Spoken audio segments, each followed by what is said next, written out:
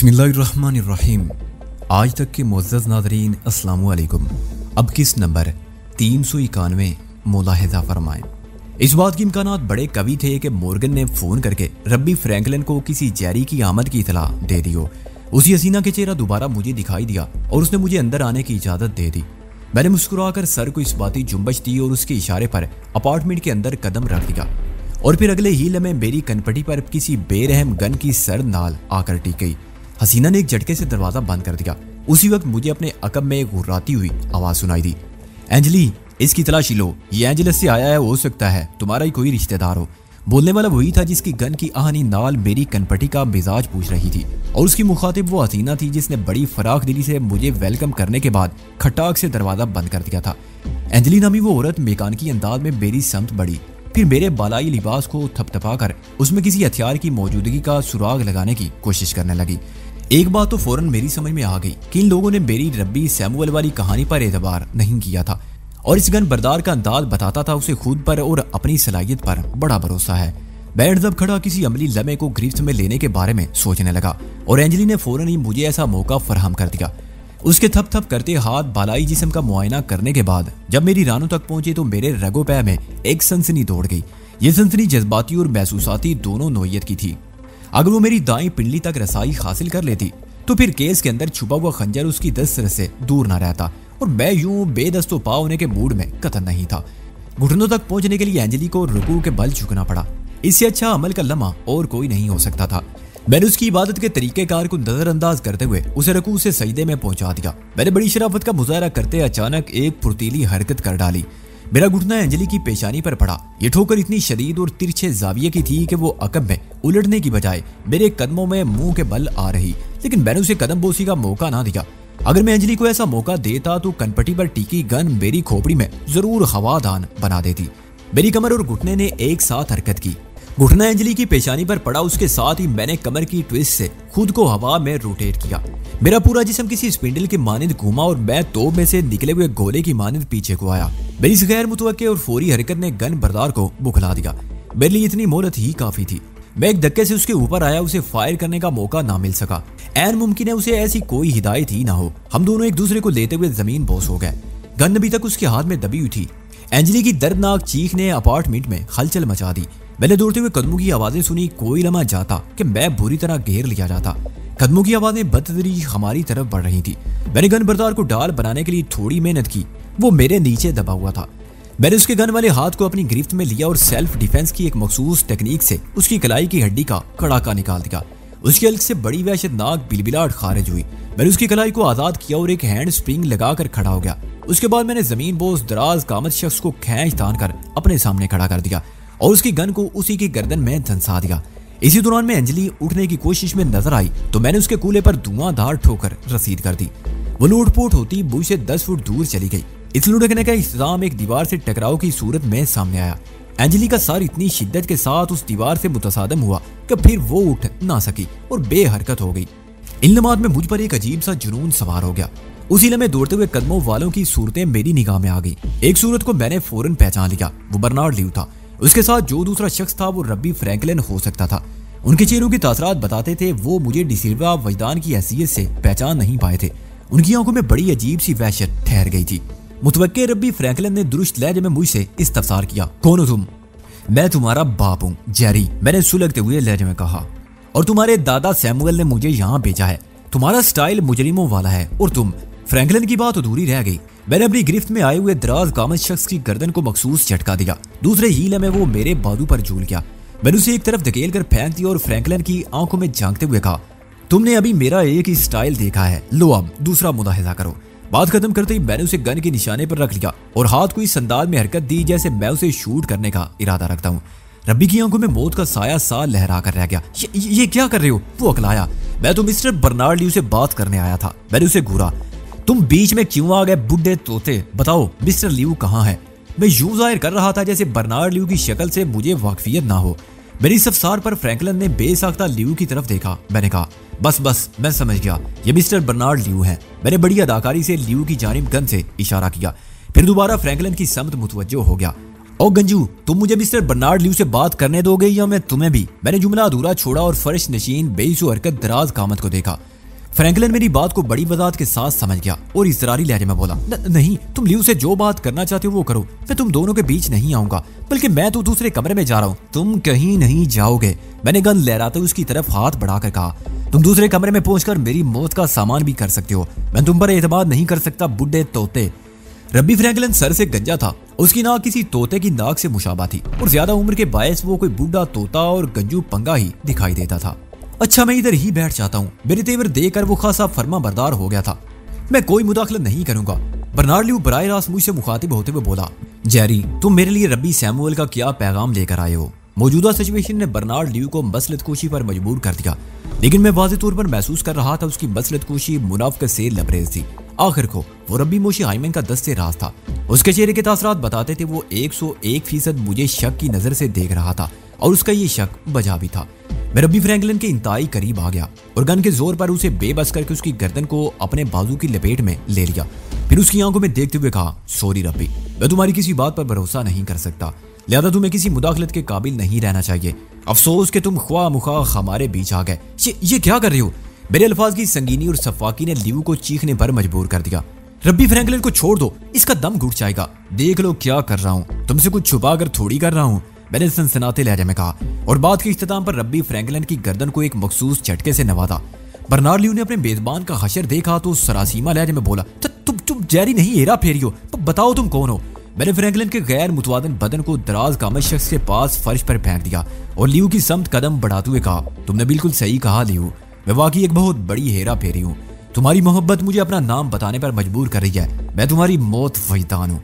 उसकी आंखें फटी की फटी रह गई। मैंने उन हैरत भरी आंखों में बेपनाह वहशत और वहशत को मुअज्जन पाया। उसकी लड़खड़ाती हुई जबान से सिर्फ इतना खारिज हुआ, वजदान तुम यहाँ? क्यों मैं यहाँ नहीं आ सकता? मैंने गुस्सीली नजर से घूर कर उसे देखा और गन बदस्त आगे बढ़ते हुए कहा, अगर तुम मेरे काम के साबित ना हुए तो बैगली छलांग में रब्बी मोशी हाइमन के पास होऊंगा। तो तुम बहुत गलत कर रहे हो। उसके अल्फाज चुगली खा रहे थे कि वो मेरी वजदान वाली हैसियत पर ईमान ला चुका था, वरना यूं उसके चेहरे पर हवाइयां न उड़ती। मैं धाड़ा, मैं गलत कर रहा हूँ और तुम लोगों ने मेरे साथ बहुत सही किया है। उसने एक नजर जमीन पर पड़े हुए एंजेली फ्रैंकलिन और दराज कामत शख्स को देखा, फिर मुझसे मुखातिब करते हुए लब खोले, मगर दूसरे हीले में उसने एक जानिब धूड़ लगा दी। वो जानिब थी दरवाजे वाली। इस उठा पटक में मैं दूसरे रुख पर आ गया था। हमारे दरमियान बमुश्किल 10 फुट का फासला हायल रहा होगा। ल्यू कितना भी तेज भागता लेकिन मेरा मुकाबला नहीं कर सकता था। मैंने एक तवील जस्ट बरी और दरवाजे से महज 1 फुट पहले उसे छाप दिया। मैं इतने अहम आदमी को यूं आसानी से फरार होते भला कैसे देख सकता था? वो मेरी गिरफ्त से निकलने के लिए बुरी तरह मचलने लगा। मैंने जैसे ही बर्नार्ड ल्यू को पकड़कर अपनी समत खींचा, अपार्टमेंट का बैरूनी दरवाजा खुला और खुले हुए दरवाजे से वसीम अंदर आ गया। हमारा तयशुदा वक्त पूरा हो गया था।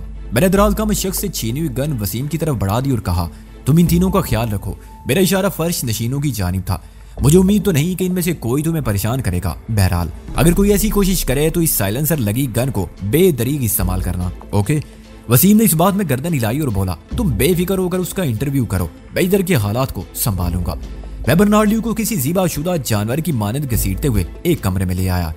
ये एक लिविंग रूम था। अभी तक इस अपार्टमेंट में जो भी कार्रवाई हुई थी उसकी खबर उड़कर बाहर नहीं जा सकी थी और ये हमारे हक में अच्छा ही हुआ था। वैसे तो अगर कोई गोली वगैरह भी चल जाती तो फिर भी किसी के इस जानिब मुतवज्जो होने के इम्कानात नहीं थे। इस गन पर साइलेंसर फिट था। मैंने ल्यू को एक सोफे पर फेंका और फुनकार से मुशाबा आवाज में पूछा, शराफत के साथ इंटरव्यू दोगे या फिर तुम्हारी बदमाशी को रोकने का मैं कोई और बंदोबस्त करूं? मेरे अब तक के सलूक ने उसे बुरी तरह दहशत में मुब्तला कर दिया था। वो रुकना ज़्यादा लहजे में बोला, वजदान, हम तो तुम्हारे दोस्त हैं, तुम ख्वाह मुखा उसकी बात अधूरी रह गई। मैंने उल्टे हाथ का एक सन्नाटेदार तमाचा उसके ऊँटों पर रसीद किया। अगले ही लम्हे उसके मुंह से खून जारी हो गया। मेरे थप्पड़ ने उसके ऊँटों को जख्मी कर दिया। उसकी वहशत में 1000 गुना इजाफा हो गया। मैंने सनसनाते हुए लहजे में कहा, तुमने साबित कर दिया कि शराफत की जबान तुम्हारी समझ में नहीं आएगी, लिहाजा मैंने दानिशा जुमला नामुकम्मल छोड़ा और अपनी पिंडली पर बंधे हुए खंजर को उसके केस से बाहर खींच लिया। मेरे पास वक्त बहुत कम है ल्यू, अगर जीने की तमन्ना रखते हो तो मेरे हर सवाल का सीधा जवाब देना, वरना आज तुम्हारा रब्बी तुम्हें मेरे अजाब से बचा नहीं सकेगा। कभी तुमने मुझे एक काल कोठरी में बंद करके मेरा इंटरव्यू किया था, आज यही कड़ा वक्त तुम पर आन पड़ा है। माउंट मैकनिले और सनशाइन अपार्टमेंट्स में जितना फर्क है, मैं इस खंजर की एक जुम्बश से इस तफावत को मिटा दूंगा। और मैंने दानिशा जुमला अधूरा छोड़ा और इजाफा करते हुए कहा, तो मय्यार यहूदी किसी गैर यहूदी के दोस्त हो ही नहीं सकते। लिहाजा इस झैल में अपनी नापाक जबान से एक लफ्ज ना निकालना, वरना मैं इंटरव्यू लिए बगैर तुम्हें पास कर दूंगा। वो बेहद सरासीमा नजर से खंजर की चमकती हुई धार को तकने लगा। उसकी आंखों में मौत के साए रक्सा थे। माउंट मैकनेले अलास्का वाली खुफिया पनाहगाह में मैंने बर्नार्ड ल्यू के अंदर जो तनतना और क्रूफर देखा था वो अब कहीं नजर नहीं आ रहा था। उसकी कैफियत कुछ ऐसी थी जैसे उसके सामने वैदान नहीं बल्कि मौत का फरिश्ता हो। मैंने उसकी डरी सहमी आंखों में डूबते हुए सवाल किया, मेरी साहिल को कहाँ रखा गया है? मैं नहीं जानता, वो वहशत ज़दा अंदाज में अकलाया। मैंने बिजली की सी सूरत से अपने हाथ को हरकत दी। अगली लम्हे बर्नार्ड ल्यू के बाएं गाल पर एक सुर्ख लकीर नमूदार हुई। देखते ही देखते उस लकीर से खून उबलने लगा। उसके साथ ही ल्यू के हल्क से एक दबी दबी चीख भी बरामद हुई। मैंने घुर्रा कर कहा, तुम नहीं जानते या तुम्हें बताने से रोका गया है? तब तुम मेरी बात का यकीन करो वैदान। वो सरासीमा अंदाज में बोला, मुझे साहिल के बारे में कुछ नहीं मालूम। बात खत्म करते उसके मुंह से एक चीख खारिज हुई। मैंने उसकी ठोड़ी पर एक कारी छिड़का लगा दिया था। उसके साथ ही मैंने गंभीर लहजे में दरियाफ्त किया, साहिल को पहले वॉल स्ट्रीट वाले ठिकाने पर रखा गया था, फिर उसका ठिकाना बदल दिया गया। ये ना समझना कि मैं तुम लोगों की सरगर्मियों से ना वाकिफ हूँ। न्यूयॉर्क आने के बाद तुम नेवी ब्लू कलर BMW में ईस्ट 62 स्ट्रीट वाले साइनागाग पहुंचे थे। उस गाड़ी का नंबर 85B7400 है।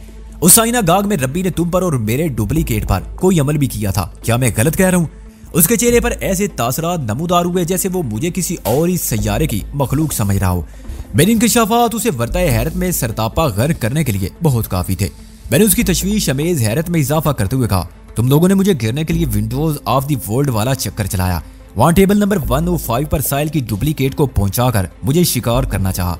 तुम्हारा रब्बी मुझसे दोस्ती का दम भरता है और तुम भी उसी का राग हलापते हो। क्या मैं इतना ही अहमक हूं कि आंखें बंद करके तुम लोगों का फरेब खा लूंगा?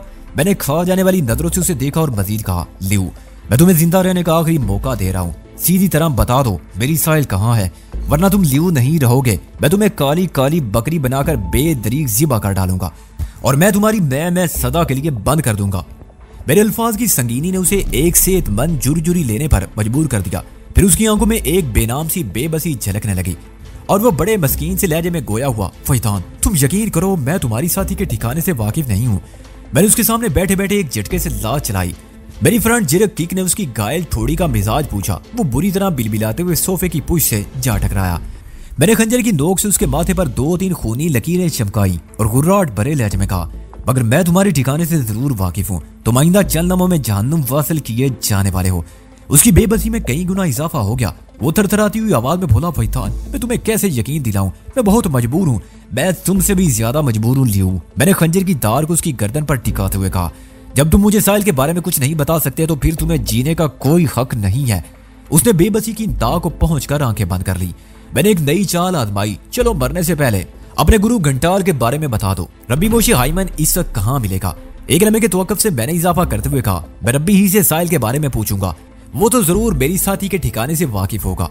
रब्बी इस वक्त इसराइल में है, ल्यू ने नहीफ सी आवाज में बताया। तुम रब्बी के पक्के चेले हो ल्यू, मैंने फुनकार कर कहा। उसकी तरह बड़ा पक्का झूठ बोल रहे हो। वो मिनमिनाया, मैं तुमसे गलत नहीं कह रहा। रब्बी वाकई अमेरिका में नहीं है। कल रात 8 बजे तो वो साइनागाग में मौजूद था। हाँ, वो 9 बजे के करीब न्यूयॉर्क से इसराइल रवाना हो गए थे। तुम्हें कैसे मालूम? मैंने खंजर पर हाथ का दबाव बढ़ाते हुए कहा। तुम तो उस वक्त रब्बी के किसी पुरस्कार इल्म के ज़ेरे असर गहरी नींद में थे। वो सटपटा कर रह गया, फिर झूठ का सहारा लेकर अपनी बात को संभालते हुए बोला, फिर मतलब है रब्बी ने मुझे अपने प्रोग्राम से पहले ही आगाह कर दिया था। मुझे यकीन हो गया वो द्रोह गोई करके मुझे चक्कर देना चाहता था। इस बात से कते नजर के रब्बी अमेरिका में था या इसराइल में, मैंने 2 टोक अंदाज इख्तियार करते हुए कहा, तुम रब्बी के प्रोग्राम से तो आगाह हो गए थे, लेकिन तुम्हें नहीं मालूम मैंने तुम्हारे बारे में क्या प्रोग्राम बना रखा है। इस खुशफहमी में ना रहना कि मैं तुम्हें अचानक खत्म कर दूंगा, मैं तुम्हें किस वार मारूंगा। मैंने थोड़ा तवक्कुफ किया, फिर खंजर को उसके गले से हटाते हुए सफाक लहजे में कहा, इस डील की पहली किस्त पकड़ो। बात खत्म करते ही मैंने बर्नार्ड ल्यू की नाक पर खंजर की धार को आजमाया।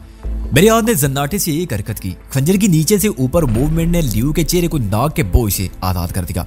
मुकामी नाक पर एक भयानक खला नमूदार हो गया।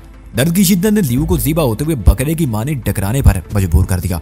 वो बुरी तरह हाथ पांव चटकने लगा। मैंने उस पर बस नहीं की और उसके एक कान को भी उड़ा कर रख दिया। लो, ये दूसरी किस्त भी वसूल करो, मैंने तमाम तर सफाकी से कहा। ल्यू की तकलीफ का बिल्कुल सही अंदाजा तो वही लगा सकता था जो कभी ऐसे हालात ऐसे तजर्बे से गुजरा हो। उसकी हालत बड़ी महफूज कुन थी। शायद इसलिए भी मैं ऐसा महसूस कर रहा था कि इन लम्हात में मैं एक जनूनी कैफियत में मुबतला था। इस कैफियत में मैंने उसे दूसरे कान से भी फारिग कर दिया। वो गर्म रेत पर पड़ी हुई मछली की मानद तड़पने लगा। मैंने मुंह से भी ज्यादा सफाक लहजे में कहा, लियू तुम्हारा एक ही कजू इसी तरह मेरे खंजर की प्यास बुझाता रहेगा। जब तक तुम जबान नहीं खोलोगे मैं हाथ नहीं रोकूंगा, और सबसे आखिर में तुम्हारी जबान की बारी आएगी। अगर बाकी अजाब महफूज रखना चाहते हो तो बता दो रब्बी कहाँ है। मैं बड़ी से बड़ी कसम खा कर कहता हूँ रब्बी इस वक्त तला अबीब में है। बात खत्म करते उसके आंसू भी निकल आए। तुम उन्हें फोन करके मेरी बात की तस्दीक कर सकती हो, तुम्हारे पास उनका मोबाइल फोन नंबर भी मौजूद है। लियू जिन लम्हा से गुजर रहा था उनमें किसी झूठ की तवक्को कम की जा सकती थी। मैंने रब्बी के इसराइल में होने का यकीन कर लिया और लियू को मजीद खींचते हुए कहा, मैं मान लेता हूँ रब्बी कल रात यहाँ से चला गया था। मैं जरूरत महसूस करूंगा तो उसको कॉल भी कर लूंगा। तुम अच्छे बच्चों की तरह ये भी बता दो कि साहिल को कहाँ रखा गया है। मैं साहिल के ठिकाने से आगाह नहीं हूँ, उसने बड़ी बेचारगी से कहा। अलबत्ता मुझे इतना पता है तुम्हारा वो हम शक्ल इस बारे में जरूर जानता होगा। उसका इशारा नकली वजदान की तरफ था। मैं चौंक उठा। इसका मतलब था रब्बी उस शख्स और तुम्हारी साथी के बारे में कोई मंसूबा बना रहे थे। लियू ने मेरे जख्मों की अजियत को बर्दाश्त करते हुए कहा, आइंदा उन दोनों को एक साथ मिलकर मूव करना था। लियू का इंकशाफ नहायत ही अहम था। अगर वो गलत बयानी नहीं कर रहा था तो साहिल इस वक्त नकली वजदान के पास हो सकती थी।